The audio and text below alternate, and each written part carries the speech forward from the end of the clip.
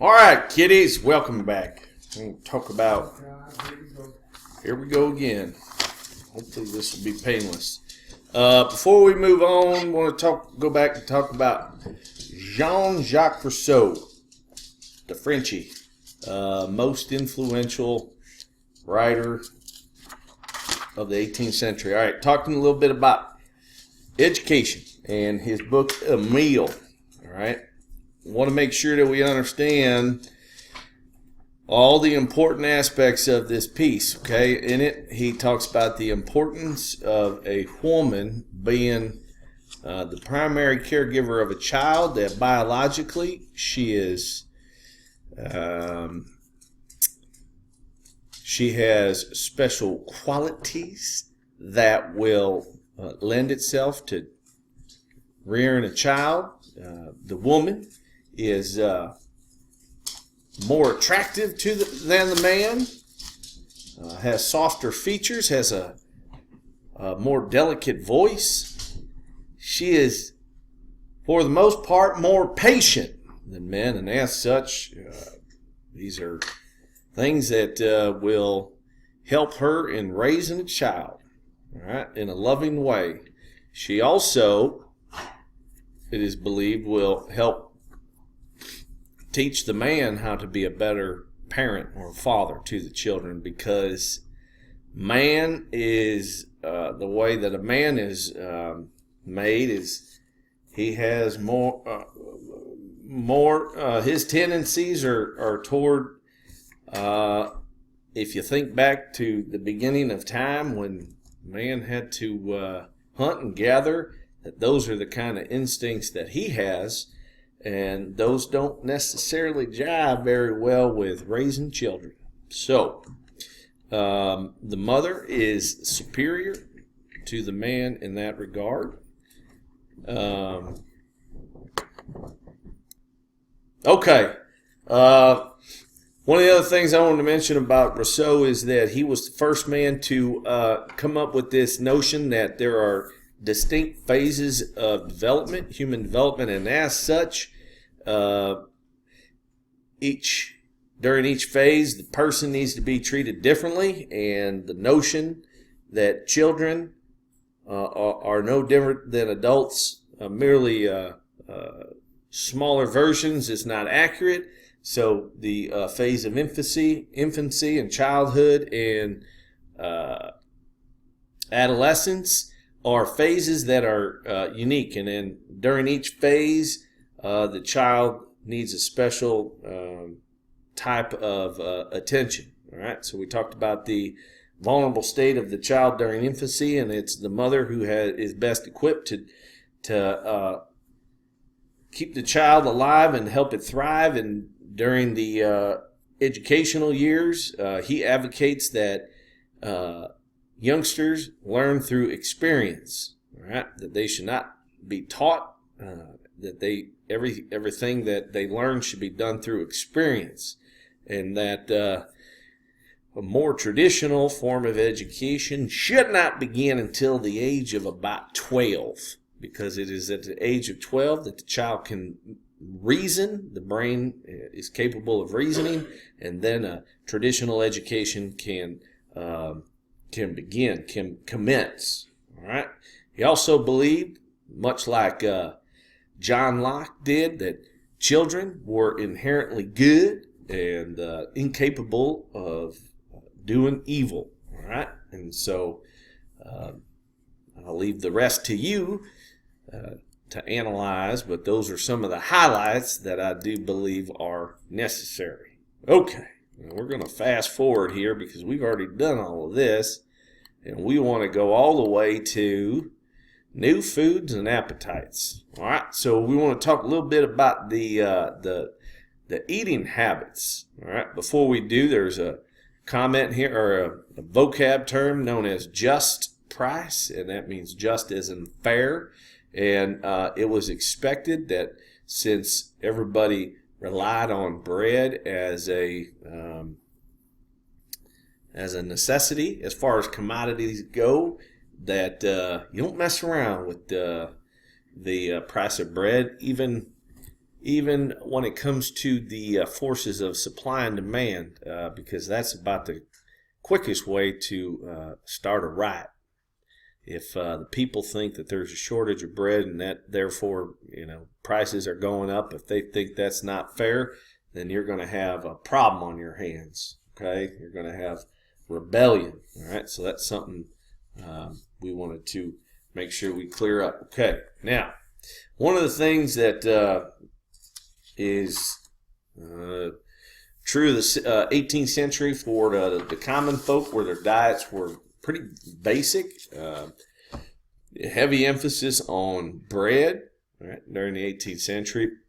In England or in Ireland, we've already discussed the importance of the potato, but pretty much everywhere else in Europe, they relied on bread. All right, so they eat about 2 pounds of bread a day, and they would supplement that with certain vegetables and some fruits.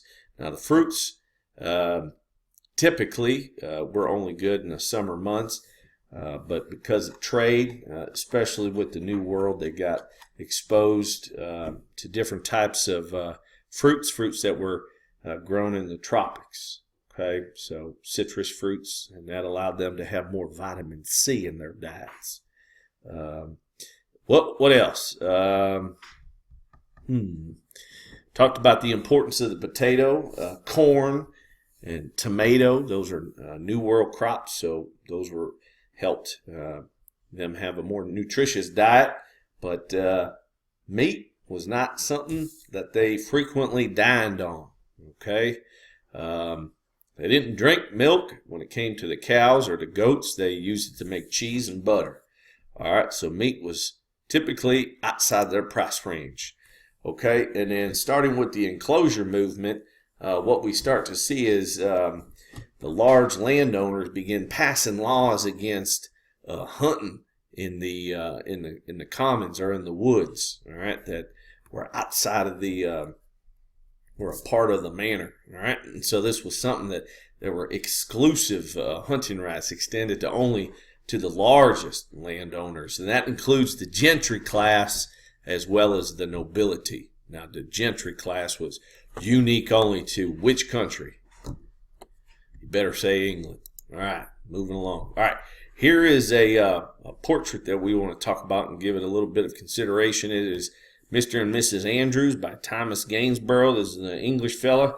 And right here is this gentry gentleman, Mr. Andrews, and his fair wife. Okay, so we want to analyze this painting, and I'm going to help you. All right, so if you don't watch this video, you're not going to be able to get these questions right, because you need to kind of understand what the man, Mr. Andrews, wanted through the painting, the viewers to think and see and understand. And so what is his relationship to the land? What is his relationship to, what are we supposed to gain from seeing him with that rifle and his dog and that large oak tree standing behind he and his wife, and then finally his wife? So when we take into consideration the land, there's some things that you need to see. Okay, first off, if this were a picture, a regular photograph, one thing you might comment on is, hey, this ain't centered. Well, that's right, because they want to focus on, he wants you to focus on the land. All right, now you can't see it watching this video because my head is in front of what I want you to see, but there's grain, okay, being grown here, and that's called wheat. But you know what? Them Englishmen called it corn, right? So anytime they talk about corn in England, they're not talking about maize. They're talking about wheat. I don't know why, they just do. All right. But what you notice if you were to look at this picture is you see how nice these rows of this wheat crop are fashioned. And way off yonder, down there in the distance, you can see there's some fences. All right. And inside those fences are some kind of animals, probably sheep of some sort. And what this is meant to communicate is that although this land is beautiful and rugged and natural, it's also been tamed, and it's been tamed by him. All right, And this shows, well, this is his way of kind of showing that he's proud of what he has been able to accomplish. All right. And these innovations are recent. Okay. So this is something that maybe during his lifetime, he has helped implement. All right. The innovations of the seed drill and enclosure method. All right. So now we want to look at what's the meaning of this here rifle and this dog. That's a hunting dog. Well, what that's meant to communicate is that only he has exclusive hunting rights. Okay, and so he's proud of that, and you can tell kind of by his posture he is quite proud and maybe a little bit on the arrogant side or cocky side, perhaps. He is also sending a message. These English game laws send a message to that a way in which the gentry class and the nobility were superior to their counterparts in the city, the wealthy business owners who could rival them in wealth, but they could not rival them in one particular aspect, and that is they did not have hunting rights in the countryside. And so this is one way in which the gentry class stood atop of the social ladder, and this was sort of bragging rights. Okay. Now, if you look at this tree behind you, you're going to see that it's a big old oak tree. And oak trees, well, shoot, man, they grow 500 years. Some species of oak trees grow up to 800 years. All right. And so what do you think you're supposed to think about this, having this oak tree? What does it make you think of? Why would he want you to be thinking about a tree? Well, maybe because that tree been around for several hundred years, just like this land has been in his family's name for several hundred years. And it's likely to far outlive him too. Right? It's going to be passed on to his children and his children's children's. All right? Now look at his wife. Ain't she pretty? Well, he's kind of proud of her. But if you notice, she's not really making much of an expression at all. And maybe that's because she's not meant to. And you're not supposed to be thinking about what she's thinking about. She's just simply there, maybe as one of his belongings. All right? And maybe, like a trophy. Okay? This is one of his possessions. So that was something I wanted you to think about. And it's interesting how you can figure all this kind of stuff out if you study these paintings.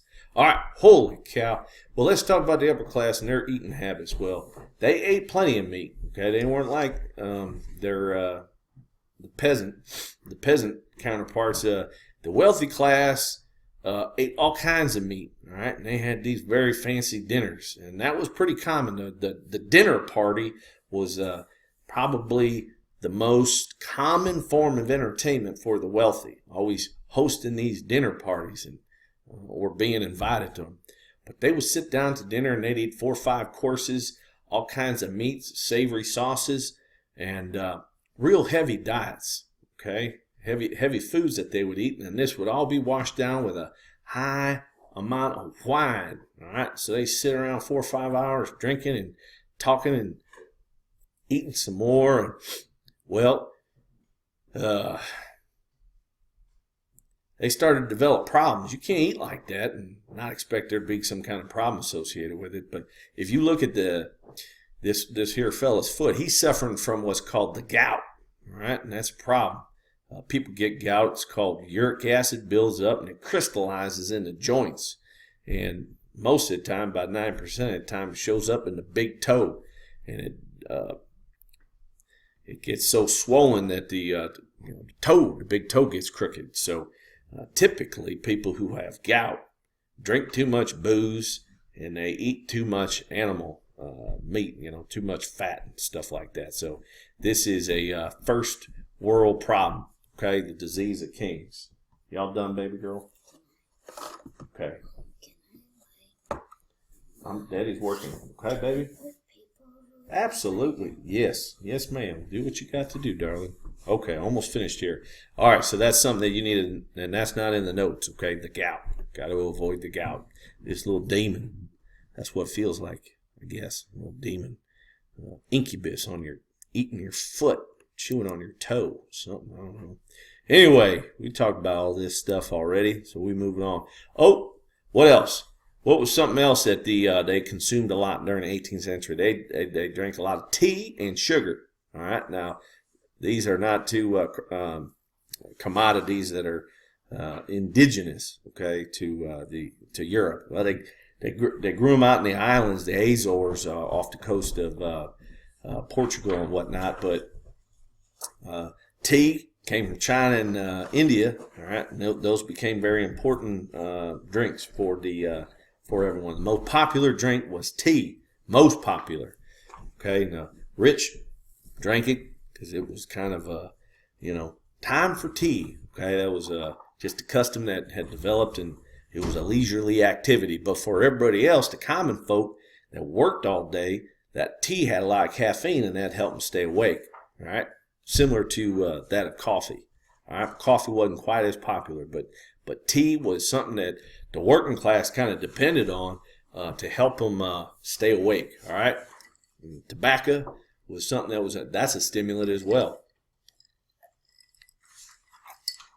So was chocolate, but you got to eat a whole bunch of it. I guess if you eat too much chocolate with sugar in it, you get all hyper like my brother. He used to eat all kinds of sugar and sweets and stuff like that and make them hyper. And they didn't know, but my brother probably suffered from ADHD, hyperactivity disorder. But my daddy thought it was associated because he ate too much sugar. So you know what my daddy did one time? We used to have this little bowl, right? Sugar bowl, right? And in the morning, on the weekends, my dad wouldn't buy us sugar cereal, so he'd buy us like Corn Flakes or Rice Krispies or what was the other one? Like Cheerios. So what we would do is we would go into the sugar bowl and we would just start scooping sugar into your cereal, and so that when you put the milk in there and you put your spoon in there, it's stand upright because of all the sugar down at the bottom. Well, my daddy got wise to that. So you know what he did? One time, I was watching Saturday morning cartoons.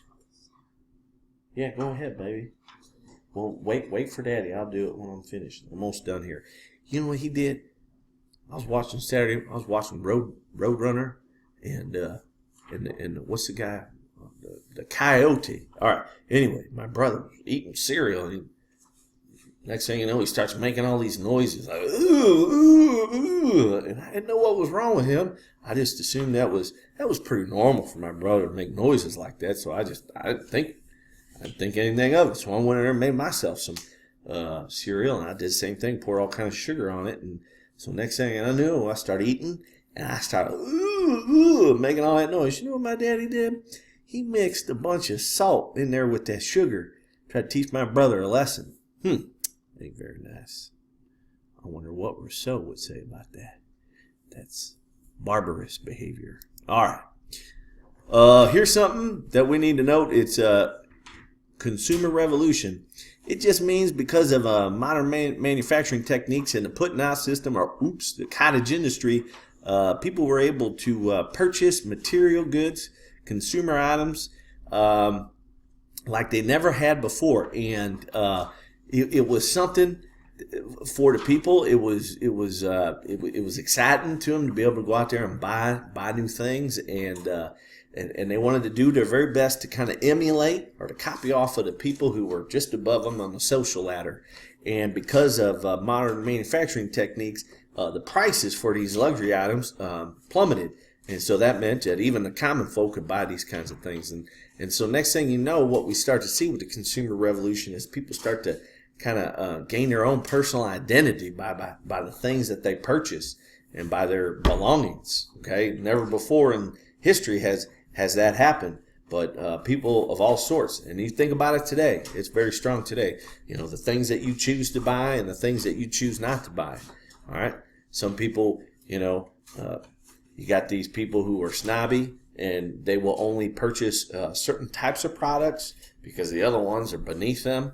A lot of people, adults today, they get all fancy with the kind of wine they drink and a beer. They don't like just drinking regular Budweiser or anything like that. They got to get some kind of craft beer that it's got all these hints of pumpkin and all kinds of different types of barley and whatnot, and they need to get over themselves. But that is people, and the kinds of music people listen to, they think that says something about who they are. It's part of their identity. All right, and that's definitely true today. All right, for all those hipsters out there, they want to be different from everybody else. Okay, yeah, let's see where we go. And what to kind of tap into the desire of people to buy all these fancy things, we start to see the emergence of marketing and advertising, and that's what you see right here is an advertisement. Okay.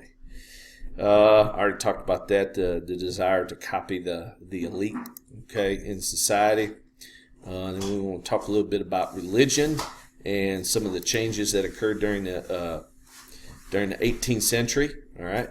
Well, because of the Enlightenment and the rise of deism, okay, this notion that God exists but He is not involved in our lives becomes popular, and it starts to infiltrate organized religion. So much so that in England, with the church, they kind of look at organized traditions and things like that as nothing greater than superstition. All right.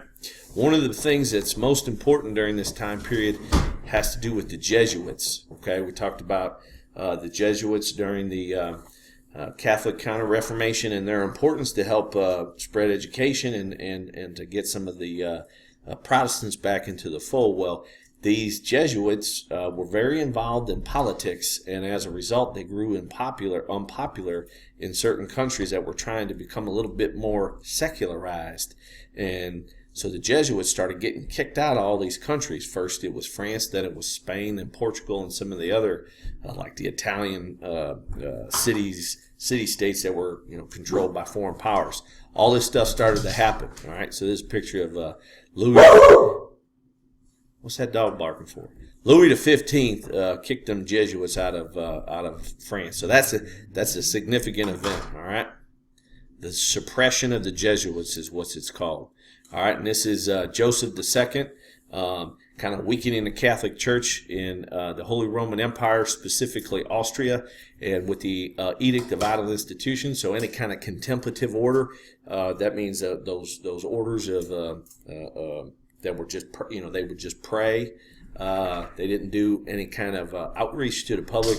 Those kinds of institutions were sold or shut down, and their land was sold, and the money was given to charity. And another thing that he did was he was one of the first in Austria to grant religious tolerance to Jews. All right, so that's important. That's Joseph II. We already done talked about him. All right, so the Protestant Revolution, the Protestant Revival takes place in the 18th century, and basically it was a reaction to how religion, the Protestants had kind of become complacent and not as active in pursuing a personal relationship with their Lord. All right, and so with this revival, there's a word that you need to be familiar with, and it's called pietism. All right, piety. Piety has to do with one's close relationship with God. All right, and devotion to the Lord. Okay, and this movement kind of began in Germany. Okay, and it has to do. There's three things that we look for with pietism in the 18th century. Help your sister. Okay, first, pietism. Making religion more of an emotional experience. Okay, it's not here, it's not cerebral, but it's emotional. It's in the heart. Okay, so it's calling for mysticism. All right, so an enthusiastic, emotional expression of your faith. Okay, that's a big hallmark. That's a big sign of pietism in the Protestant Revival. Okay, second.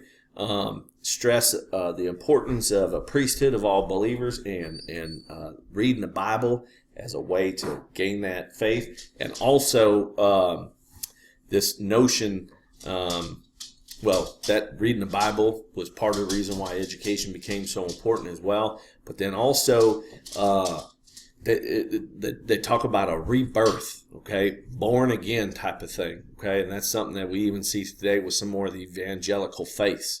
All right, so as I said, it started in Germany or in the German states or the German principalities, and we've already talked about the importance of the Moravian Brethren way back when, but these were people who, talked about mysticism and having this personal relationship in God. All right, and so this is something that John Wesley, the founder of Methodism, which is the very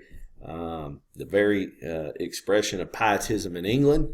All right, and so he's going to be someone who's part of the Anglican faith, and he's a minister, but he had a very similar kind of quandary, the same that Martin Luther had, and that was this idea that he wanted to gain salvation, and he felt sinful, and he was concerned about his, the plight of his soul. All right, and so one of the things that we see.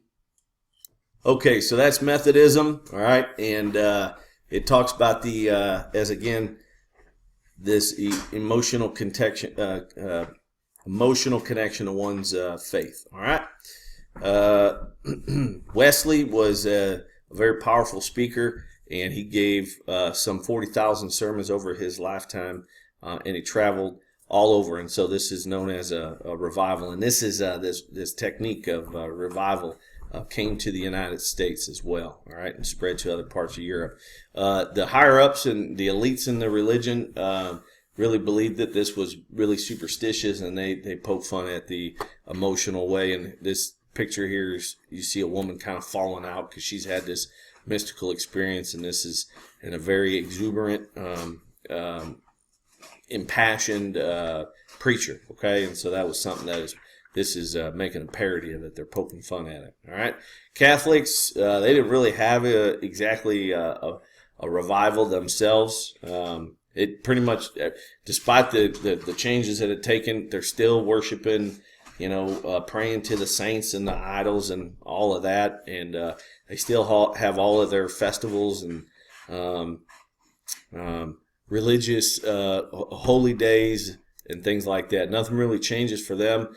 Still praying to the saints and to Mary to help save them from the devil and things like that. All right, so that hasn't really changed. And one of the biggest things was something called Carnival. It was the weeks leading up to Lent, which was the 40 days of preparation for Easter, where Catholics specifically have to atone for their sins, and they have to give something up and ready themselves, because this is the most important day, is when Jesus died for the sins of all mankind. Okay, so leading up to it, they had this thing called Carnival. All right, and Ash Wednesday is the first day of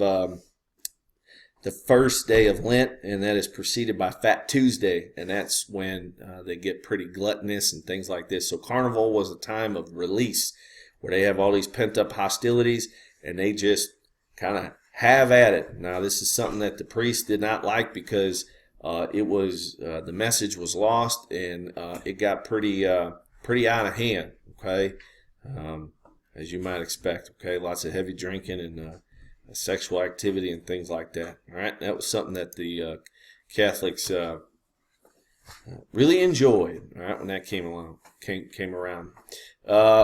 We want to talk also about the rise of alcoholism. All right, so beer just wasn't the drink of choice.